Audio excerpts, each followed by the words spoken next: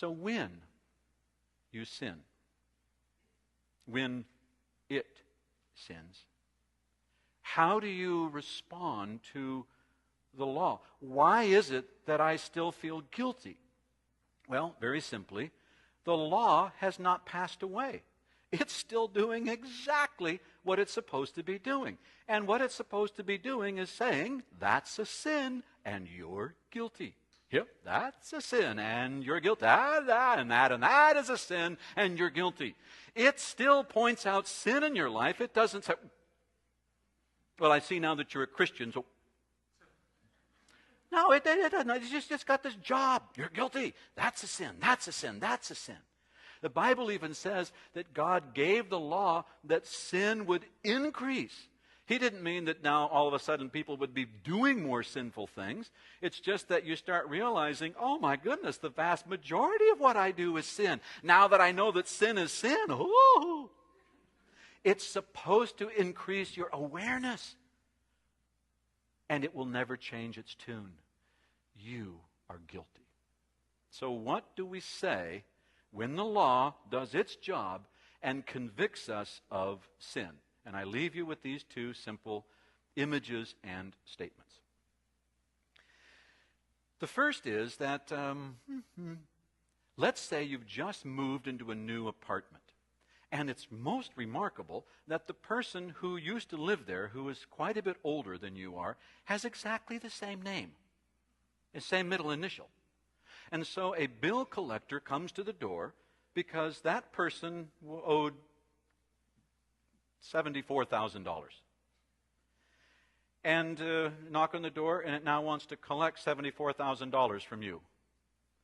Person by this name owes this money. And you can say, well, I don't know what to tell you. Number one, he or she, because it's the same gender that you are, all right? For in my case, sorry, he doesn't live here anymore. And what's more, he's dead. I see the bill. I see that it has my name on it. But that guy ain't me. He's dead. The second image, when you go to a restaurant and you use a credit card or something to buy a meal and you have to, this is my mark, I'm signing off the thing. You ever get confused because sometimes there's like two copies, merchant copy and customer copy, but those are, you can't read them, they're so small. And then sometimes there's a whole nother one, and I never know which of these two to keep, so I usually have to ask which is which. I sometimes will sign them both just because I don't want to seem like an idiot. So, okay. All right, that's my little TMI for the day. So let's say you sign one, you pay the credit, excuse me, it's not you signing, that's the good news, because you went to dinner with a very good friend of yours. Actually, it's your father. And so he paid for the meal with his credit card, but there is that little merchant or little customer copy that got left.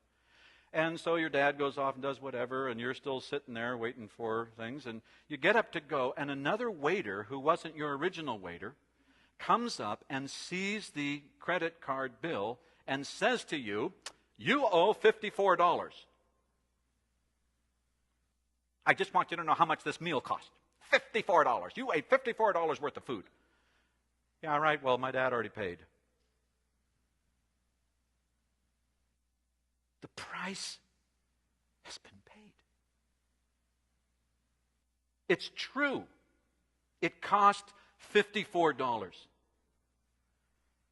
You don't have $54. That's why you went to dinner with your dad. You're broke. And wasn't it good news when he said, hey, dinner's on me? You're like, lobster, here we come.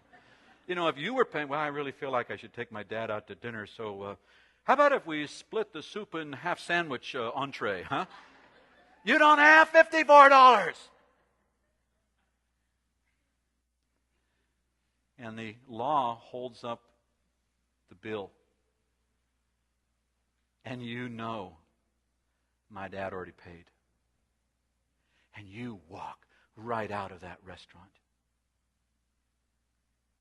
Don't you let some Johnny-come-lately waiter tell you that you still need to pay for what was already paid. So when the law tells me, sinner, guilty, Here's my response.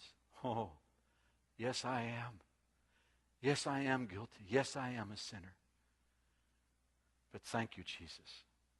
I'm forgiven.